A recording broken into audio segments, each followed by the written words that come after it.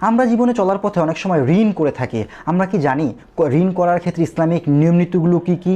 আমরা কি জানি আমাদের জন্য কোন প্রাণীগুলো হালাল এবং কোন প্রাণীগুলোকে হারাম করা হয়েছে? আমরা কি আমাদের পূর্ববর্তী জাতির ইতিহাস সম্পর্কে জানি?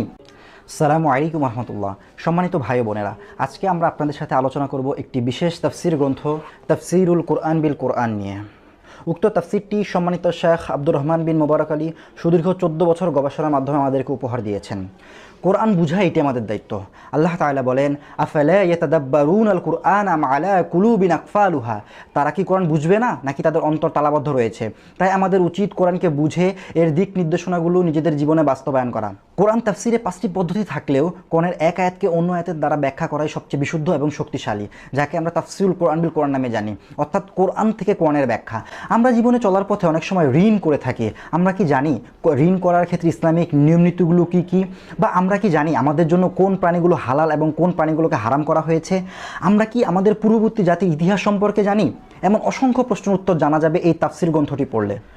বিষয়ভিত্তিক 50টি পর্ব এবং 575টি অধ্যায় দ্বারা সাজানো হয়েছে এই তাফসির গ্রন্থটি। এই তাফসিরের অন্যতম বৈশিষ্ট্য হলো কোরআনের একটি বিষয় সম্পর্কে কোরআনের যত জায়গায় যত আয়াত রয়েছে সকল আয়াতগুলোকে একত্র করা হয়েছে।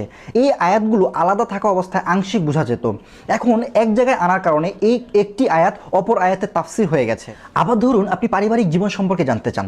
পারিবারিক জীবন সম্পর্কে কোরআনের যত জায়গায় যত আয়াত রয়েছে আপনি ইনশাল্লাহ একটি অধ্যায় পেয়ে যাবেন। এছাড়া কোরআনে বর্ণিত 25 জন নবী রাসূল সম্পর্কে কি আমাদের জানা আছে?